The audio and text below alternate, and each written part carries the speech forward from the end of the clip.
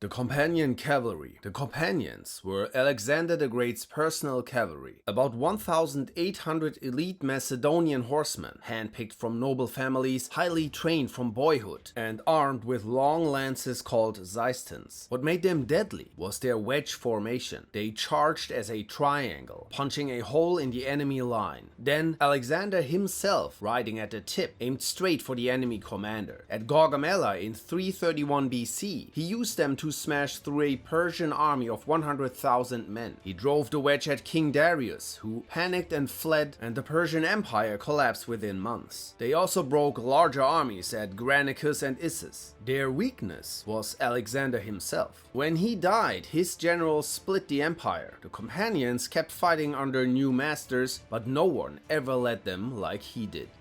Scythian horse archers. The Scythians were nomads from the grasslands north of the Black Sea who lived on horseback. They fired powerful composite bows at full gallop, up to 12 arrows a minute, and their arrowheads were barbed and dipped in a mix of snake venom, blood, and dung. Even a small wound could kill. Their signature move was the Parthian shot, pretending to retreat, then turning backwards in the saddle to shoot pursuers in the face. They wrecked the Persians under Darius the Great, who chased them across the steppe and never caught them, and they also helped destroy the Assyrian Empire. Their weakness was settling down. Once they tried to hold land and farm it, the Sarmatians ground them into dust.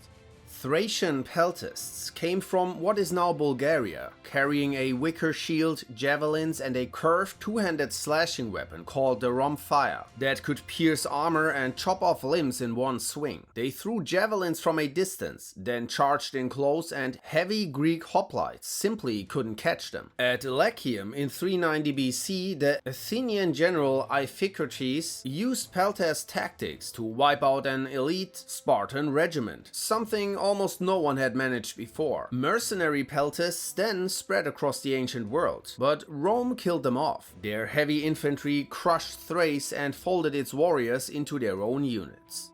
Carthage War Elephants. Carthage bred and trained North African forest elephants for war. A Carthaginian elephant was a moving wall of muscle. Horses panicked at the smell. Soldiers broke ranks rather than face the trampling, and some elephants carried small towers on their backs with archers inside. Hannibal famously took 37 across the Alps in 218 BC. Most died in the mountains, but the survivors smashed Roman lines at the Battle of the Trebia and helped him terrorize Italy for 15 years. Their weakness was that the Romans figured them out. At Zama in 202 BC, Roman commanders opened lanes in their formation and the elephants charged straight through. They also used fire and loud noises to frighten them. Some panicked and trampled Carthaginian troops instead.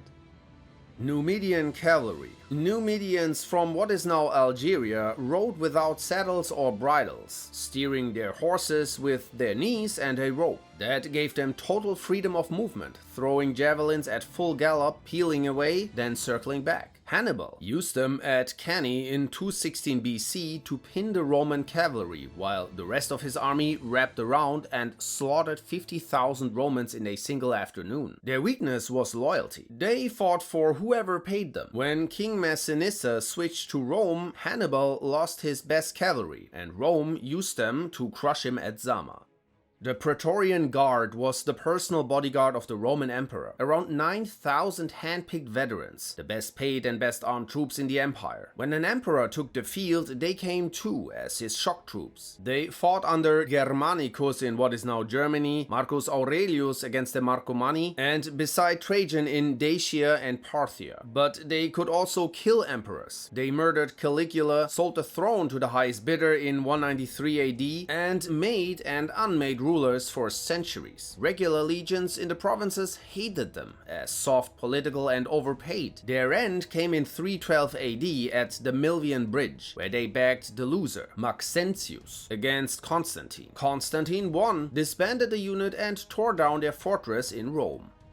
The Bucellarii were the private household troops of the Byzantine general Belisarius in the 500s AD. The name means biscuit eaters, from the hard biscuits they carried as field rations. They started as 1,500 heavy cavalry, armed with both lance and bow, able to charge like knights and shoot like horse archers. They grew to 7,000 men, drawn from the best of the empire. With this one unit, Belisarius reconquered North Africa from the Vandals, took Italy back from the Goths, and nearly restored the Western Roman Empire. Defeated enemies, including the dreaded Huns, often begged to join them. Their weakness, however, was politics. Emperor Justinian grew jealous of his general's fame and sidelined him, and after Belisarius died, the unit was broken up.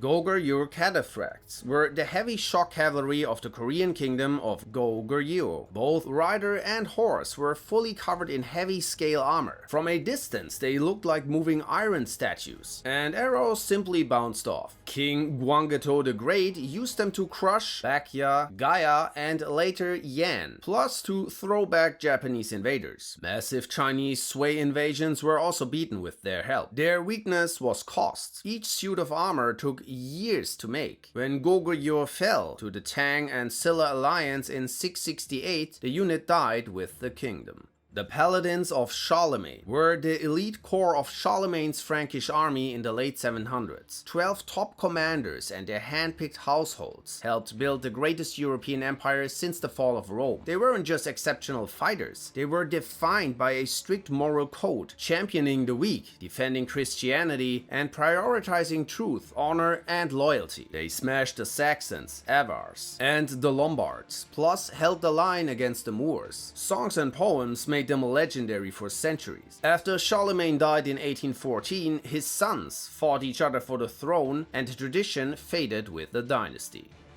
The Jomsvikings were a brotherhood of elite Viking mercenaries, based at the fortress of Jomsborg on the southern Baltic coast in the late 900s. They weren't typical raiders. They lived by a strict code that forbade fleeing from an equal or stronger enemy, banned showing fear, and demanded that every man prove himself in single combat before joining. They fought for whoever paid them, including kings of Denmark and Norway, and their reputation was so brutal that even Christian kings hired them. Their weakness was their own code. At the Battle of Hjörungavágr around 986, when defeat became certain, many simply sat down to be executed rather than retreat. The Brotherhood bled itself dry and the fortress was destroyed in the 1040s. The Housecarls were the elite bodyguards and shock troops of Anglo-Saxon and Scandinavian kings. Huge men equipped with heavy chainmail, kite shields, and the terrifying two-handed Dane axe. One swing could split a horse's head or cut a knight in two through his armor. They were the bodyguard of King Harold at Hastings in 1066, and when everyone else broke, the Housecarls held the ridge around their king to the last man. Their weakness was numbers. They were only a few thousand in all of England, and most died at Hastings. William the Conqueror had no use for the survivors, and the tradition died with them. The Norman Knights were the most feared heavy cavalry in 11th century Europe, a combination of Viking ferocity, Frankish heavy cavalry tactics, and strict discipline. A Norman Knight was a 250-pound man in chainmail, on a 1,500-pound trained warhorse, charging with a couched lance. The combined weight smashed any infantry line. Their horses, called destriers, were trained to bite, kick, and trample. The knights themselves were drilled in complex moves like the feint retreat, pretending to flee, then turning to slaughter the chasers. They used that trick to break the English shield wall at Hastings in 1066. They also conquered southern Italy and Sicily, and led the way in the First Crusade. People called them the medieval tanks, but their weakness was the longbow. At Crécy and Agincourt, English archers turned the medieval tank into a pincushion in the mud. The Iron Pagoda Cavalry were the heaviest armored horsemen China ever produced, covered head to foot in iron lamellar armor, including their horses. The Jurchen Jin used them in groups of 3, chained together at the saddle so they couldn't be split apart, charging in a single crushing wall. If one horse went down, the other 2 dragged the dead weight along, still hammering forward. They destroyed the Liao dynasty and shattered the northern Song in the early 1100s. But when Genghis Khan's Mongols hit them in 1211, Mongol horse archers ran circles around the chained trios, picking off the horses one by one until the iron walls collapsed.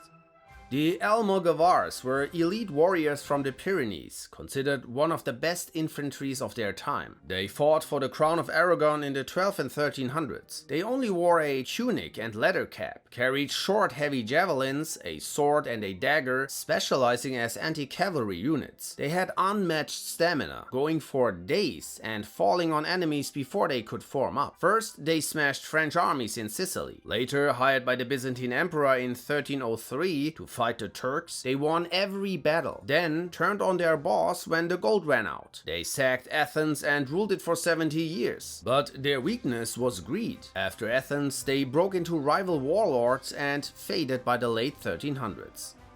Welsh Longbowmen were the deadliest archers in Europe in the 1300s, renowned for their accuracy. A Welsh longbow was 6 feet of yew wood with a draw weight of up to 160 pounds. Almost no modern person can pull one back. Boys started training at age 7, and by adulthood, their left arms were thicker than their right, and their spines bent from a lifetime of practice. They could fire 10 to 12 aimed arrows a minute, punch through chainmail at 250 yards, and pour down 50,000 arrows a minute when massed together. At Crécy and the Battle of Agincourt, they shattered French armies 3 times their size, killing thousands of armored knights stuck in the mud. But gunpowder was their end. A trained longbowman took a lifetime to make, while a musketeer took 6 weeks.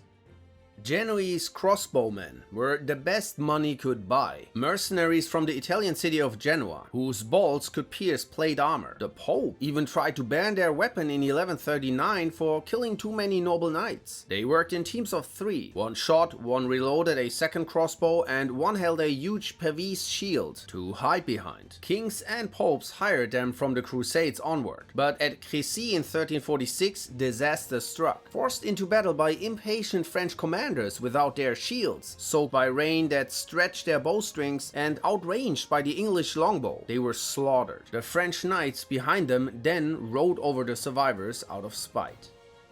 Gallowglass were elite mercenaries from the Scottish Highlands and Western Isles, fighting for Irish chieftains against the English from the 1200s to the 1600s. They fought as heavy infantry to counter the armored Anglo-Norman knights, wielding the massive two-handed Spart axe. One Gallowglass was reckoned worth 2 ordinary soldiers. They were deployed in highly disciplined 100-man formations. They anchored the Irish line at Knockdoe in 1504 and led the charge through the 9 Years' War in the 1590s, holding off English armies for nearly 4 centuries. But once English armies could shoot through their mail at 100 yards, their axes were no match. The Hussite Wagon Fort. The Hussites were Czech religious rebels in the 1420s, mostly peasants, who had to fight off 5 full Catholic crusades. Their leader, Jan Žižka, took farm wagons and reinforced them with planks. He cut firing slits, mounted small cannons and crossbows inside, and chained the wagons together in a square, a rolling fortress. Behind the walls stood men with hand cannons, crossbows and flails. Knights charged and broke against them, and when the enemy line wavered, the Hussites poured out through the gaps and finished them off. At Sudomiesh in 1420, 400 Hussites smashed 2,000 armored knights. Žižka never lost a battle. Field artillery eventually killed the wagon fort, but Poles and Hungarians copied the idea for another century. Ottoman Sipahi were the elite cavalry of the Ottoman Empire from the 1300s to the 1600s, and brilliantly versatile. They could charge with lances like heavy cavalry, then break off and shoot composite bows from horseback, working closely with the Janissary infantry and Ottoman artillery. They were expert shock troops, often positioned on the wings of the Ottoman army to deliver devastating charges against the flanks or rear of enemy formations. They crushed a Christian crusade at Varna in 1444 and led the way at Mohacs in 1526, where the Ottomans destroyed the Hungarian army in under 2 hours and killed the king of Hungary in the rout. But by the 1600s, drilled European musketeers could shoot down Landsknechte cavalry before they ever closed. Landsknechte were German mercenary infantry of the 1500s and the most feared foot soldiers in Europe for about 50 years. They fought in tight squares, blocks of thousands of men holding 18-foot pikes shoulder to shoulder. Smaller groups inside swung huge two-handed swords to chop the heads of enemy pikes. They wore slashed clothing and feathered hats, and by law they could dress however they wanted. They were the muscle that won the Battle of Pavia for the Habsburg Empire, where the French king himself was captured. But their loyalty stopped the moment pay was late. In 1527, unpaid Landsknechte mutinied and committed the brutal sack of Rome, looting the Vatican for a week. Their end came from the Spanish tercios, more disciplined, better at combined arms, and not nearly as moody about wages. The Caroleans were elite Swedish soldiers from the late 1600s to the early 1700s, drilled into machines. Their tactic was simple and terrifying. They marched straight at the enemy under fire, took one volley at 50 paces, gave one back, then charged with bayonets and swords. They were also fanatically religious. Every Carolean believed God decided if he lived or died, so retreat was an insult to heaven. At Narva in 1700, 10,000 Caroleans destroyed a Russian army of 40,000 in a snowstorm. Their weakness was geography. At Poltava in 1709, deep in Ukraine, Peter the Great's bigger, better supplied army finally broke them, and Sweden's empire collapsed within a decade. The Khalsa Warriors were the elite of the Sikh Empire, founded in 1699 in northern India, religious warrior saints who took strict vows and fought as one. Every Khalsa carried a curved sword, but also learned to use a spear, flintlock musket, chakram, and bow from childhood. Under Maharaja Ranjit Singh, they built a modern army with European officers, and by the early 1800s they ruled from Kabul to Tibet. At Saragari in 1897, 21 Sikh soldiers held off 10,000 Afghan tribesmen for hours before being killed to the last man. But British artillery finally broke them. After 2 hard wars, the British East India Company crushed the Sikh Empire by 1849.